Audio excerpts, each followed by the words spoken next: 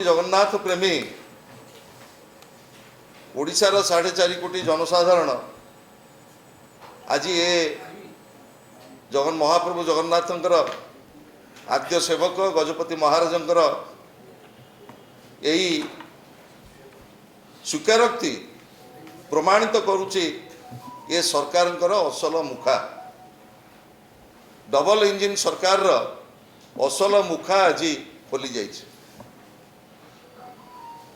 एवं द्वितीय कथा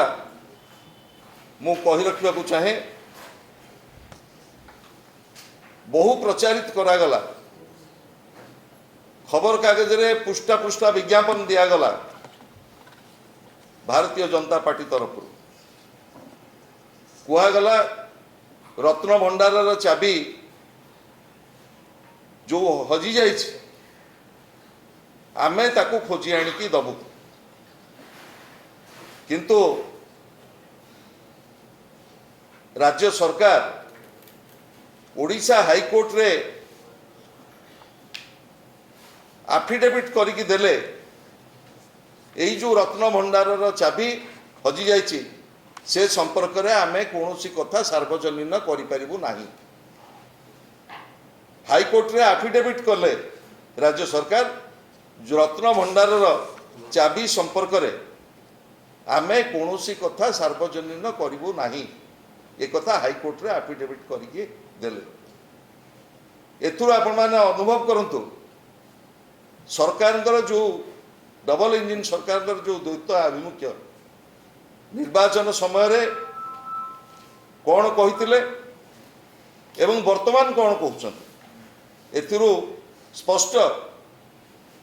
जे किभଳି भाबरे डबल धोखा डबल मिछ कोटि कोटि जगन्नाथ प्रेमी की मध्य करा जाई पारे। एवं आ गोटे कथा कहितिले आमे गणति मणति करिवु गोटे वर्ष पूर्ण हला रत्न भंडार रे जहाँ सबू महाप्रभु जगन्नाथंकर रत्न अलंकार रही तार गणति मणति प्रक्रिया केते बाट गला ताकू मध्य आपण माने विचार करिवे।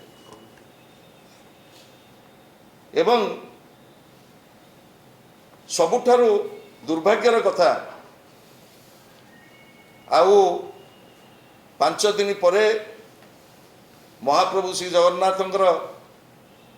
विश्व प्रसिद्ध घोषयात्रा अनुष्ठित हब। प्रभु वर्तमान अणसर रे अलारनाथ पीठ रे दर्शन चली महाप्रभुंकर एवं सेतेबेले कहितिले हमर जे आमे टोटल ई जो मंदिर जगन्नाथंकर मंदिर परिचालना करिवा पई परिचालना कमिटी आउ 4 दिन पर घोषयात्रा किंतु 1 वर्ष भितर मंदिर परिचालना कमिटी गठन हो पारिला नहीं।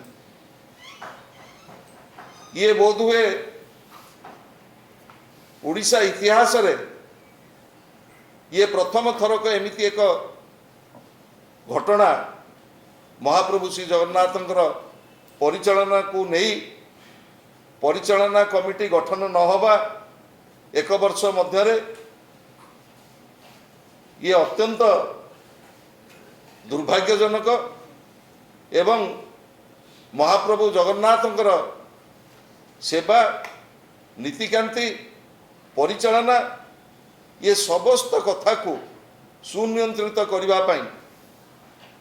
जो परिचालना कमिटी स्वतंत्र भाव में अधिकृत ये परिचालना कमिटी गठन न होबा 1 वर्ष मध्य तार विचार ओडिशावासी कोटि कोटि जगन्नाथ प्रेमी करिवे। एवं द्वितीय कथा को मु जाउछि एठी कहगला 1 वर्ष पूर्ति रे जे ओडिशा को पूर्व भारतर विकासर आम मुखसला करूँ डबल इंजिन सरकार सबु प्रकार इन्वेस्टमेंट आणवे ओडिशार अर्थनैतिक प्रगति हम ओडिशा को बहु इन्वेस्टमेंट आसीबो किंतु आमर जो सेंट्रल ग्रांट आमे पाऊ से सेंट्रल ग्रांट जहाँ दि जाइए 2023-24 रे आमे पाइथिलु 21,000 कोटी किंतु डबल इंजिन सरकार आसिला परे 2024-25 रे ता कसिकी आसिकी पहुँचलानी 17,000 कोटी जोटा सर्वकालीन आमर कमिची 18% को कमिची आमर केंद्रीय अनुदान ओडिशा ये हैला डबल इंजिन सरकार ओडिशा प्रति ये गोटे उपलब्ध नुह ये ओडिशा प्रति गोटे ऐतिहासिक अवहेला कहले केंद्र सरकार अत्युक्ति हब नाही कारण आमे जेतेबेले नवीन पट्टनायक राज्यर दायित्व नहीं थिले 2023-24 आर्थिक वर्ष रे आमे केते पाइथिलु एवं नूतन सरकार आसिला परे सेतेबेले 2024-25 आर्थिक वर्ष रे ये जो 18% केंद्रीय अनुदान कमिला राज्य को केंद्र सरकार ओडिशा प्रति वैमातृक मनोभाव ओडिशा प्रति जो भाव यह अत्यंत स्पष्ट ओडिशार खनिज संपद ओडिशार कोयला ओडिशार प्राकृतिक संपद ओडिशार बेलाभूमि ओडिशार तीन पोर्ट एवं विशेषकर आमर पूर्वतट रेलवाई आमे कोटी कोटी टंका सेंट्रल एक्सचेकर को कंट्रीब्यूट करुला बेले ओडिशा प्रति केंद्र सरकार यही जो आभिमुख्य केंद्रीय अनुदान जो बड़ी भाव में 18% राज्य को कमई दिगला केंद्र सरकार ओडिशा सरकार प्रति कौन आभिमुख्य ओडिशावासी प्रति कौन आभिमुख्य ताको ओडिशावासी विचार करेंगे एवं मु केतोटी क्षेत्र कथा कहवा को चाहे प्रधानमंत्री आवास योजना प्रधानमंत्री अर्बन आवास योजना ग्राम्य सड़क योजना कृषि सिंचाई योजना एवं जल जीवन मिशन एवं कृषि विकास योजना प्रत्येक क्षेत्र रे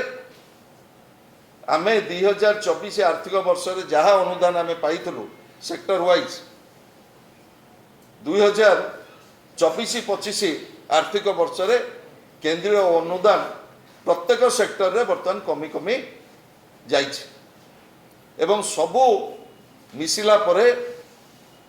केंद्रीय अनुदान 18% राज्य बर्तमान हरैछि एवं आउ केतोटी गुरुत्वपूर्ण प्रसंग मु आपण मानक पाखे रखिବାକୁ चाहे आमर अर्थ कमिशन 15th फाइनेंस कमिशन पाखे माननीय मुख्यमंत्री जो दाबी रखी 14th फाइनेंस कमिशन रे खबर पछर सत्यता जानिबाकू आम चैनल को लाइक सब्सक्राइब और शेयर करंतु।